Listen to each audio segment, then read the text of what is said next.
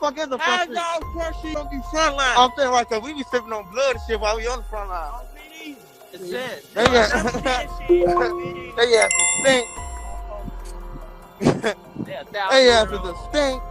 Like I'm saying, what the fuck is the 400 East? You heard of them? Never. I ain't never heard of them. We don't know. We don't know what a TW is. The 400 East, Front Street, shit, Gyro. We don't know what nobody is. We don't know what they is. We don't even know what the fuck they be hanging at. You ready to get outside? So you really making this shit on here like you just a threat to us or something, gang? Hey, yo, J-Lo, nigga, when I was at work, nigga, look, fuck all the bullshit, nigga. I'm in work release, nigga. I'm in traffic. I show y'all what I'm at. Gang. And I'm on the CM right now. Have you ever did something to Front Street? Have I ever did something to Front Street? Yes. Yeah, I did something to Front Street. Generation, do y'all still fall under the BD Act? Because they was trying to say y'all renegade BDs. I ain't gonna lie, don't get no cracking church on hard to the BDs. Hey, shout out my boy Slim. Oh, hold on. Taking them, spinning them blocks when they catch us all, they be yelling and running from me. Crack the church, whatever. But he got these steak on that drummer G, big BD cracking church. Hold up, too, I don't. Hold on, get up on the BD. So y'all generation don't go by nations no more like the older guys did. Hell no, get off. Fuck what everybody gotta say too. Anybody else gotta say something. Y'all feel like nowadays everybody be under the EBK Act now? Hell yeah. I don't shit. They slam. I'm hanging with snakes for real. I don't trust nobody but mine though. I done been slamming a lot of niggas out from a lot of different hoods and niggas be just fuck. Bitch, I'm slamming. That's why niggas don't hang with us. You see, we be over here. You don't see no other gangs over here for real. Nah. Real, though. You don't be seeing nobody over here, do you? Nah. That's what I'm telling you. Niggas just don't know. And we don't even be on that for real. It's just niggas. And don't nobody else gotta feel how I feel. They just used to not no motherfucker saying nothing. You get what I'm saying? So they used to probably sourcing them not saying nothing if they do diss a motherfucker. You get what I'm saying? So they just used to a motherfucker not saying nothing. So then when the motherfucker say something, it's now you doing this, now you doing that. Chasing some clout. How the fuck somebody chase some clout, bro? Y'all, you niggas.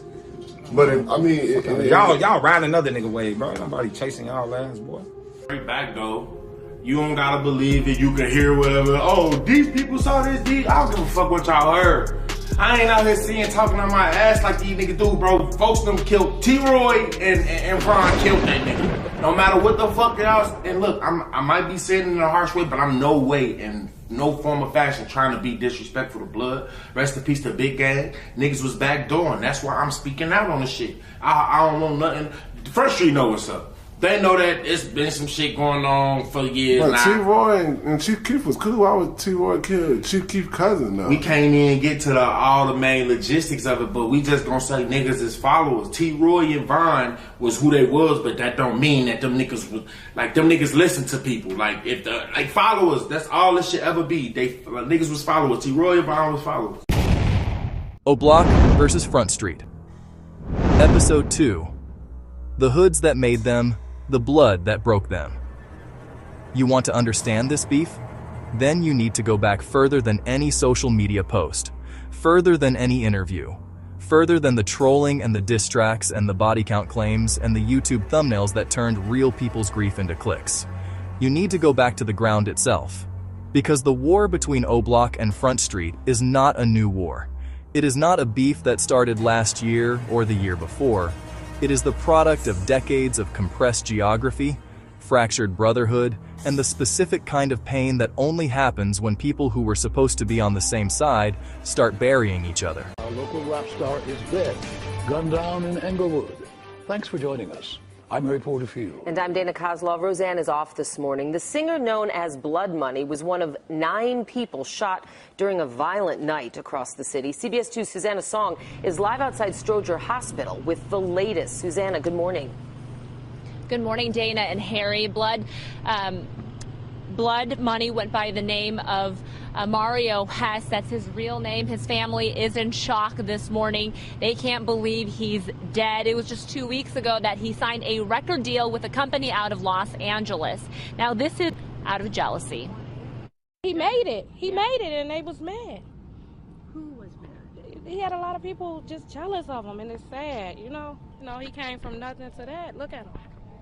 He didn't deserve that though, at all. Now one of them, Darnell neither. He wasn't one of those types whereas he felt like he made it and he was too good for us. He was right here with us still. Day before yesterday. That's how he got killed last night, because he represented his hood. And what makes this story different from every other Chicago street conflict that the documentation community has covered is this: the people at the center of it. The dead men, the living men, the sons and cousins and childhood friends on every side of every incident we are about to document. We're all supposed to be family. Same flag, same BD, same Southside soil. That is the wound that never closes. In episode 1, we introduced you to the landscape. We established the basic architecture of who OBlock is and who Front Street is, and why these two BD formations, separated by a few blocks of Chicago real estate but connected by decades of shared identity under the Black Disciples umbrella, ended up in a conflict that has now claimed lives on both sides and shown no sign of stopping even as the big names fall one by one. Episode 2 is where we go deep. We are going to tell you the things that get skipped in the 15-minute breakdown videos. The human stories behind the names. The specific incidents that turned cold tension into hot war. The blood money situation. And we are going to give you every dimension of it, including the parts that people actively do not want to talk about. I love put the cameras on me. And I don't give a fuck about your family on me. Gang shit, man.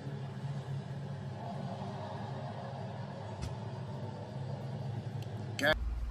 I'm rich as a bitch and I kill you like Tony Montana on coke. I put a 3.5 in the switch and I blew it and didn't even choke.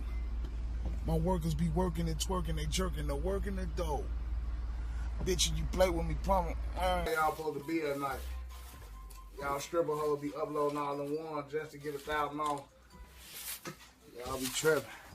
This how y'all supposed to do it. Hey, J Hood from OBlock, he had like, he doing this little number or whatever. We got a little platform. He be on different platforms. He be saying a lot of stuff that people don't necessarily agree with him sharing. On one platform, he was speaking on allegedly. Well, this is what he said. He said, and this alleged though, but he said it was like basically he was saying that Bosstop had Von and T-Roy do some of the blood money allegedly. Now, Von got a song, and this is what the fans pointed this out, and I seen this, but they pointed out Von say, my homie think I killed his cousin, but oh well, on one of the lyrics that he got on his song. Right. So they surmised that he's speaking on blood money in that instance. Do you feel like, we not sure if the Chief Keef shit is real or not, but do you feel like that could have sparked something like that if this true? You see what I'm saying? You know what I mean? If this true, because we don't know. I don't even, bro. I ain't gonna lie. When I be hearing shit like that, like, he said. I don't know. Like I say, bro. People be accused of a lot of shit. You know what I'm saying? Like we don't even know who he talking about. You know what I'm saying? Like, cause nigga, it's Von. Motherfuckers always thinking Von did something. Like this just like. It's always Von's name coming up and shit, and especially if you think about when shit was happening. You know what I'm saying? Like, people will always, like, if something happened in a certain year, bro, they would have said it was Von. Everything that happened in 2013 or 2014 or 2012 before he got booked, like, they would have just said it was folks. On BD, like... The role of Bosstop. The specific, devastating, underreported dynamic of what Tay 600 revealed about the period when OBlock was shooting at 600. Did you know Odee? Yeah, I knew O. He got killed when I was a shorty. But yeah, I knew O. O blew at me before. He shot at you before? Yeah, O blew at me before, man. What happened in that situation, bro? That's crazy. Yeah, it was just a little situation where our blocks had a little animosity with each other over some shit that had nothing to do with them. They was actually aiding and assisting Front Street. D-Thing from Front Street, D-Thing from my hood, and one of the guys from Front Street had a little issue over a female. You know what I'm saying? And they was blowing at each other. It was like they was shooting at each other and they best friends was shooting at each other. Like, you know what I'm saying? It used to be folks from Front Street and his two besties and D-Thing from my block and Lil Boo and folks them And, I mean, Lil Boy, they other bestie. I ain't gonna say his name because he's still alive. But they used to be going back and forth. You know what I'm saying? And then it turned into one of them things where it was a little issue, and motherfucker end up getting into it one day with folks named OBlock was with them. You know, he the type of nigga for ain't finna be no shooting if he ain't busting his gun. Like, so when shit started happening, he started busting his gun. You know what I'm saying? And on BD, he was busting that bitch at us. He was busting that bitch at us on King David. So he ain't hit you though? Nah. He wasn't blowing just at me. It was like a couple of motherfuckers. It was like a lot. It was a little scenery. You know what I'm saying? The T-Roy chapter. The 1E trolling that reignited everything. And the men, living and dead, who are still standing in the middle of all of it, trying to make sure that the people they lost are remembered correctly. If this is your first time on The Streets Are Talking, subscribe right now, because we are the forensic record. We do not sensationalize. We do not pick sides. We give you the full picture with the full weight it deserves. This is episode 2. Let's go. 10. Untitled Chapter 1. The Ground. How Two Worlds Were Built. Before there was a beef, there was a geography. And before there was a geography, there was a decision made by people in offices, far from the south side of Chicago, about where to put the people who had nowhere else to go. Parkway Garden Homes. Built in the mid-1940s as affordable housing in the greater Grand Crossing area of Chicago's South Side, a complex of low-rise apartment buildings on approximately 6 acres of land on South King Drive, bounded by 63rd Street to the south and running north toward 60th. When it was built, it was part of the wave of mid-century public and subsidized housing that was supposed to provide stable, affordable, dignified housing for working-class families, in a city that had been rapidly expanding since the Great Migration brought hundreds of thousands of Black Americans from the South to Chicago's industrial economy. By the time the people who would eventually name it OBlock were growing up inside it, the original promise had long since been hollowed out. Federal disinvestment, concentrated poverty, the demolition of other nearby housing projects that pushed displaced families into already stressed communities. Parkway Gardens had absorbed all of it. By the late 1980s, the complex was home to multiple gang formations operating within and around its geography. Black Disciples, Gangster Disciples. These organizations, which had once been unified under the Black Gangster Disciple Nation before a catastrophic split in the 1970s, produced two distinct and eventually violently opposed formations. Who this individual is, this that nigga, that former governor of the Gangster Disciple organization, Aberdell, clerk. Of course, he one of the main motherfuckers who brought Gangster Disciple to the Greasy. Aberdell, what can you say to my viewers about the history of the Black Gangster Disciple organization and your experience?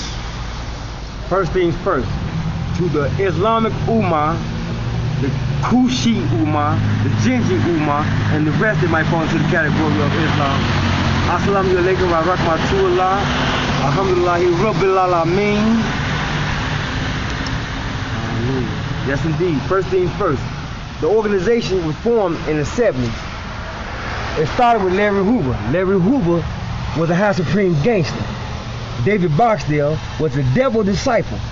They used to be adversaries, but they see that there was two kings of all kings that could nobody touch their status, so they united, collaborated this organization into one function. The Black Gangster Disciples is where it all started in. I was only 13 years old when I first became a Black Gangster Disciple. There it is right there. BGD. The Gangster Disciples originated from Black Gangster Disciples. That's our original pitchfork. So, what it was, after Larry and King David, the king of all kings, saw that they couldn't be adversaries no longer, that there was two of a kind, Larry said, well, David, I'm always be a gangster no matter what. David said, well, Larry, I'm always be a disciple. I'm devil disciple, you have supreme gangster. So what we're going to do with this organization, we're going to be gangster disciples, but Black gangster disciples. So the organization unified, and the Black Gangster Disciple organization emerged. Both had presence in Parkway Gardens. The BDs and the GDs were enemies, and they were living on top of each other. The Parkway Gardens that Chief Keef, King Von, Lil Durk, and the people who became OBlock grew up in was a landscape shaped by all of this history.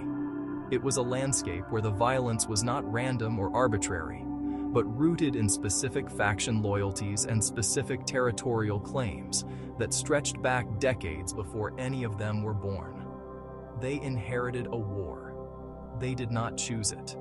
It arrived before them, the way the buildings themselves had arrived before them, as a given condition of the world they came into. The specific formation that would eventually be called OBlock operated under the YIC city identity, a faction of the Black Disciples, the initials representing a specific chapter within the broader BD organizational structure. They were BDs. They had been BDs from the beginning, and their primary enemies, the people whose very presence and proximity to Parkway Gardens meant daily danger, were GDs, Gangster Disciples, the organization that had split from the same original body and taken a different name and a different direction and become, by the 1980s and 1990s, a massive and powerful street organization with claims all over the South Side.